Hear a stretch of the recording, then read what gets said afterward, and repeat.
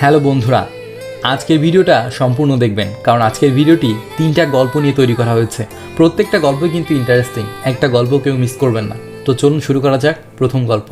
এই অভ্র শোন, এই দাঁড়া বলছি। কি হয়েছে? এই রে আসছে গুন্ডি একটা। আল্লাহ, তুমি আমার কপালে এমন ফ্রেন্ড জোটালে কেন? তুই তখন ওই মেয়েটার সাথে হেসে হেসে কথা বললি কেন?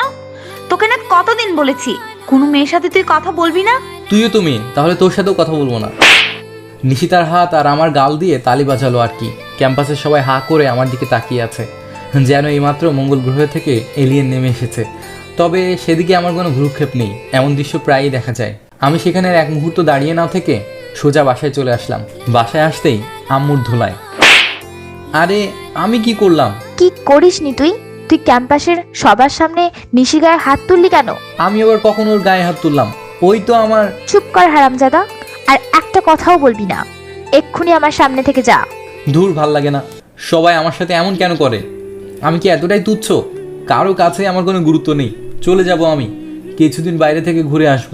কারোর সাথে যোগাযোগ রাখবো না। ছাদে দাঁড়িয়ে কথাগুলো ভাবছিলাম, হঠাৎ পাশে কারো উপস্থিতি অনুভব করলাম। নিশি, নিশি এসে পাশে দাঁড়িয়ে আছে। কি রে, এভাবে আকাশের দিকে হা করে তাকিয়ে আছিস কেন? কিছু না বলে সোজা নিচে নেমে এলাম। কি ভাবছেন, নিশি আমার বাসায় কেন? আসলে আমরা ওদের বাসায় ভাড়া থাকি, সেখান থেকে আমাদের বন্ধুত্বের উৎপত্তি। রুমে এসে নাহিদকে ফোন দিলাম। কিরে দোস্ত, কি অবস্থা? খুব খারাপ। ঘুরতে যাবি? কোথায় যাবি? সিলেট, নাইমের বাসায় উঠবো, তবে কেউ যেন না জানে। ওকে, তা কখন যাবি? রাতে। তুই সন্ধ্যা 7টায় বাস কাউন্টারে থাকবি। এখন রাখছি। বাসা থেকে বেরিয়ে এলাম, কেউ দেখেনি। অবশ্য দারোয়ান মামা জিজ্ঞেস করেছিল কোথায় যাচ্ছ। একটু বাইরে যাচ্ছি মামা, এটা বলেই বাসা থেকে বের হয়ে সোজা রিক্সা নিয়ে কাউন্টারে চলে এলাম। 7টা 10 বাজে, কিন্তু এখনও হারামিটা এলো না। কেমনটা লাগে? তারপর নবাবজাদা 7টা 50-এ এসে হাজির হলেন। 2টা নন এসি টিকিট নিয়ে সিলেটের উদ্দেশ্যে যাত্রা শুরু করলাম। এই অভ্র, শালা ওঠ, এসে পড়েছি তো। আরে কি বলিস, এত তাড়াতাড়ি কেমনে? ঘুমিয়ে ঘুমিয়ে আসছিস তো, তাই তাড়াতাড়ি মনে হচ্ছে। গাড়ি থেকে নেমে সোজা নাইমের বাসায়। যেহেতু এখানে সবাই ব্যাচেলার থাকে, সেহেতু কোনো সমস্যা নেই, অনেক মজা মাস্তি করা যাবে। এইভাবে আনন্দ ফুর্তি ঘোরাঘুরি করে 5 দিন কাটিয়ে দিলাম। এদিকে বাসায় বলে আসিনি, কেউ জানে না কোথায় আছি। এদিকে ফোনও অফ। বাসায় সবাই মনে হয় খুব চিন্তায় আছে। এবার ফিরে যেতে হবে। নাইমের কাছ থেকে বিদায় নিয়ে সোজা বাসার উদ্দেশ্যে রওনা দিলাম। বাসায় গিয়ে দেখি দরজায় তালা। কী ব্যাপার, বাসার সবাই কোথায়? যাই দারোয়ান মামাকে জিজ্ঞেস করে দেখি। দারোয়ান মামার কাছে যা শুনলাম তার জন্য আমি কখনোই প্রস্তুত ছিলাম না। পায়ের নিচ থেকে যেন মাটি সরে গেছে। নিশি হাসপাতালে, স্লিপিং পিল খেয়েছে ও। কিন্তু কেন? আর এক মুহূর্ত দেরি না করে সোজা মেডিকেলে চলে গেলাম। কি ব্যাপার, সবাই এমন মনমরা হয়ে বসে আছে কেন? নিশির কি কিছু হয়েছে? না, আমি এসব ভাবছি কেন? আব্বু আর নিশির আব্বু একসাথে বসে আছে। আব্বু সামনে যেতেই আমার গালে একটা থাপ্পড় মারলো আর হাতে একটা কাগজ ধরিয়ে দিল। কাগজটায় যা লেখা ছিল তার সামনে হলো, অভ্র, আমি তোকে খুব ভালোবাসি। যেদিন প্রথম তোর সাথে ছাদে দেখা হয়েছিল সেদিন থেকে অনেক ভালোবেসে ফেলেছি তোকে। তারপর বন্ধুত্ব হলো আমাদের। তুই যখন অন্য মেয়েদের সাথে হেসে হেসে কথা বলতি, লুতোপুতো করতি, তখন আমার খুব কষ্ট হতো। তোকে আমি কখনোই অন্য মেয়ের পাশে সহ্য করতে পারতাম না, তাই তোর সাথে এমন ব্যবহার করতাম। কিন্তু কাল আন্টির সাথে তোর নামে মিথ্যে বলায় তুই আমার সাথে কথা বলিসনি, এমনকি বাসা ছেড়েও চলে গেলি। সব আমারই জন্য হয়েছে। আন্টি খুব কেঁদেছে তোর জন্য। আসলে ভালোবাসি তো, তাই এমন করি। চিন্তা করিস না, আজকের পর থেকে আর চালাবো না। চলে যাচ্ছি চিরতরে তোর পৃথিবী ছেড়ে। ভালো থাকিস। চোখের পানিতে চিঠিটা ভিজে গেল। কেবিনে গিয়ে দেখি আম্মু আর আন্টি বসে আছে। আমাকে দেখে ওনারা রুম থেকে বের হয়ে গেলেন। নিশি কাছে যেতেই ও উঠে বসলো। আমি কিছু না বলে ওর গালে একটা থাপ্পড় মারলাম। ও অবাক চোখে আমার দিকে তাকিয়ে আছে। কেন করেছিস এমন? তোর যা মন চাইবে তাই করবি তুই? সবার কথা একবারও ভাববিও না? আমার কথাও না? তোর কথা কেন ভাববো? কারণ আমি যে তোকে ভালোবাসি। তাহলে বলিসনি কেন? তুইও তো বলিসনি। কাছে আয়। তারপর আবারও আমার গালে, কিন্তু এবার ঠাস করে শব্দটা হলো না। যাক, ভালোই হয়েছে। এখন থেকে আর থাপ্পড় খেতে হবে না, আজ থেকে অন্য কিছু খাবো। এখন দেখবেন দ্বিতীয় গল্প। এই কি করিস? বসে আছি। তুই? মিথ্যা বলিস কেন? তুই তো তোর বিএফের সাথে চ্যাটিং করছিস। এই শয়তান, আমার বিএফ নিয়ে জানিস না? আরেকবার বললে চড় খাবি কিন্তু। বাদর, পাগল একটা। তোর জন্য। কি? না কিছু না। তুই যে কি হয়েছিস না। এই জানিস, একটা ছেলে না আমাকে লাইক করে। তাই নাকি? কোন ছেলে? ভালো করে চিনি না, নাম ঠিকানা কিছুই জানি না। এই তুই আমাকে ঠকাচ্ছিস না তো? মানে? না কিছু না। না কিছু না, না কিছু না, এই কথার জন্য একদিন কাউকে হারাবি, তুই দেখিস। তুই কিভাবে জানিস? আমি জানি, বাদ দে। আচ্ছা দিলাম। ঘুমাবি কখন? এই তো এখনই। আচ্ছা তবে ঘুমা। তুই কি করবি? আমিও ঘুমাবো। নাকি বিএফের সাথে চ্যাটিং করবি? দেখ, ভালো হবে না কিন্তু। আচ্ছা তোর বিএফ হলে আমাকে কি ভুলে যাবি? এই ভুলবো কেন রে?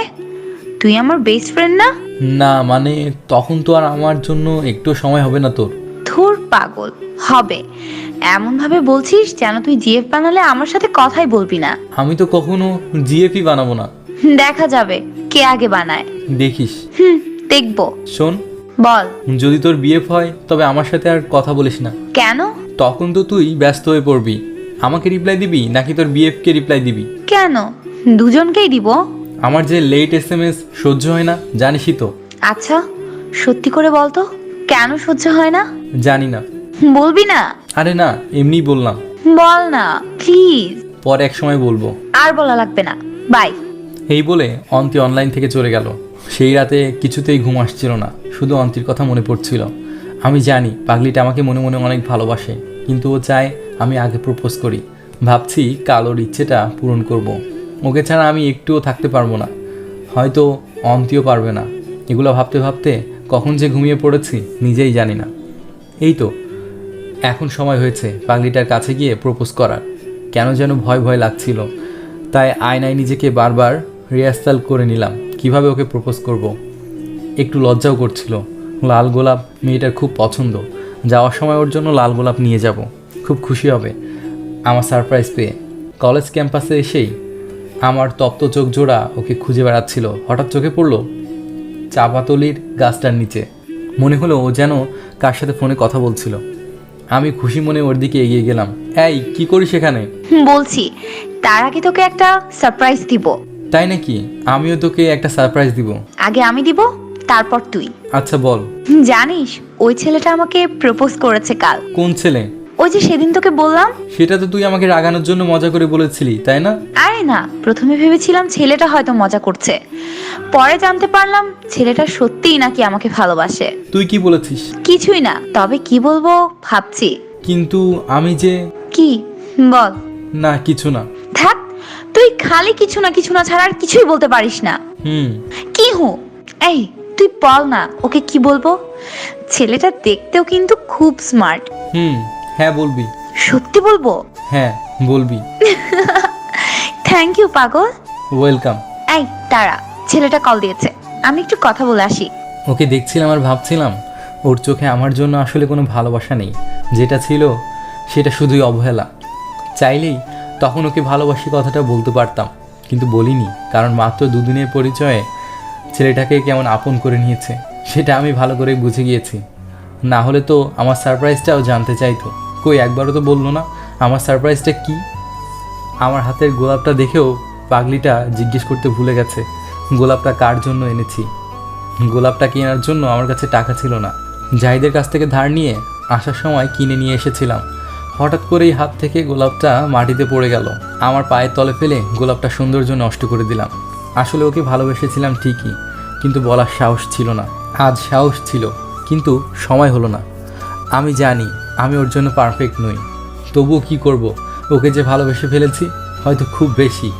আমাকে অনলাইনে না পেলে কেমন খেপে উঠতো, বলতো আমাকে নাকি খুব মিস করে, সারাক্ষণ আমার জন্য অপেক্ষা করে থাকতো। সেই দিনের পর থেকে ওর সাথে আর কথা হয়নি, আজও না।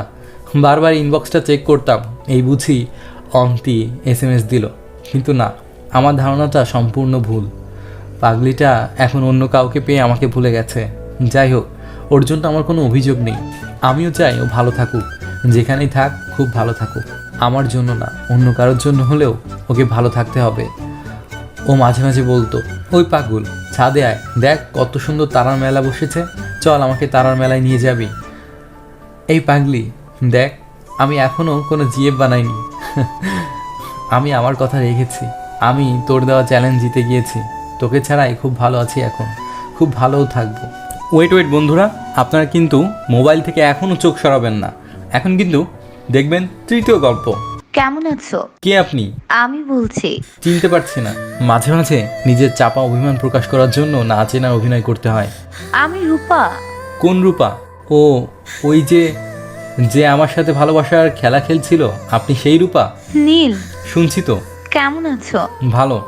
কিছুক্ষণ চুপ থেকে ওর ফ্যাকাশে গলায় প্রশ্ন তোলা। সত্যি ভালো আছো আমাকে ছাড়া? আমার নির্লিপ্ত উত্তর, তুমি যখন আমার সামনে দিয়ে তার হাত ধরে চলে যাচ্ছিলে তখন চিৎকার করে কাঁদতেও পারিনি। সব কান্না জমা করে রেখেছিলাম প্রতি রাতে।